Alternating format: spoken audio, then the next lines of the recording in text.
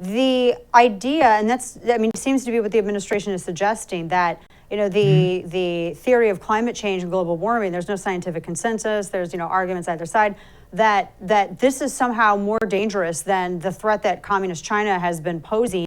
And then to that, they further confound the issue because all of their policies further enrich communist China, empower communist China. I guess we think that because we would outsource the manufacturing of the batteries and the rare earth mineral gathering from lithium and the copper mines, et cetera, from the communist Chinese, that there's an invisible wall in the Pacific that prevents the pollution from counting here in the United States.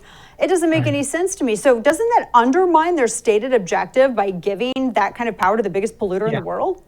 Yeah, I think that ultimately the Democrats are completely lost. They're completely adrift. We see this also in domestic policy with the infrastructure bill. They can't even get their own party to agree. So they are very much leaderless and rudderless. And I do think that it's kind of ridiculous. If you do believe in global warming, you have to admit that the biggest polluter is not the United States, it's China.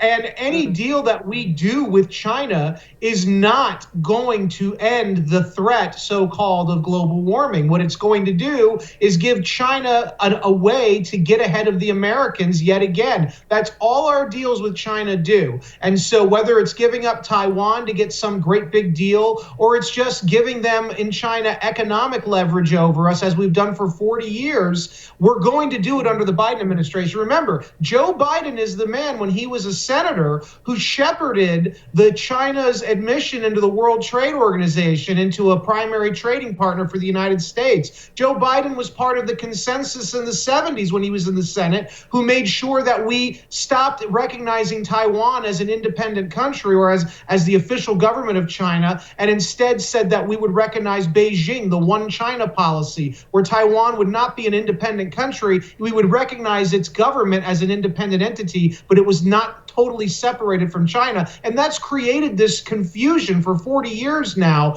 in the Indo-Pacific. And now it's coming to a head because China's going to call our bluff. Because I think Xi Jinping doesn't buy that Mr. Biden is going to do anything other than roll over for Beijing, which is a far cry from what he was getting from Mr. Trump during the last 4 years. Trump stood up to China. We have a guy now in Biden, unfortunately, who's just not doing the right thing anymore.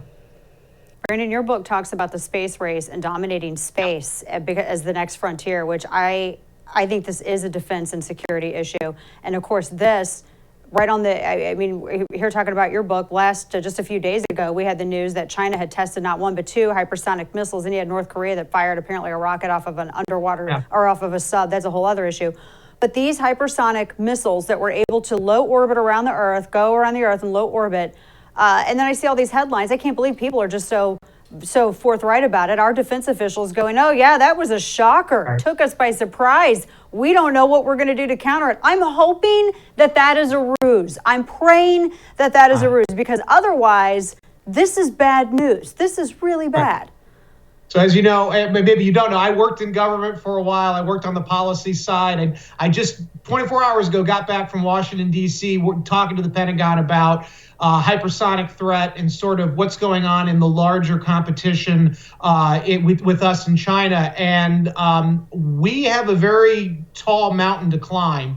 The United States is not competitive as much as it used to be in these kind of intellectual or engineering pursuits. China's been catching up to us, and we see this now with the aforementioned hypersonic glide vehicle. China has the world's most advanced hypersonic testing facility.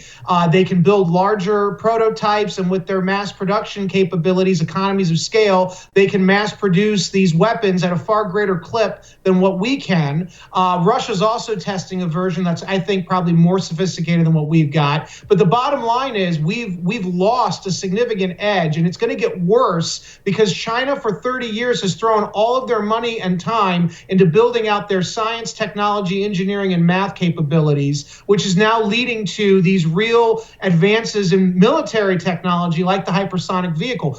In the United States, we have no real defense against this weapon, not yet. And the test that we just tried to do in the last few days phase in response to the Chinese test was a failure. The U.S. military's answer to the hypersonic test that China just did not go as planned.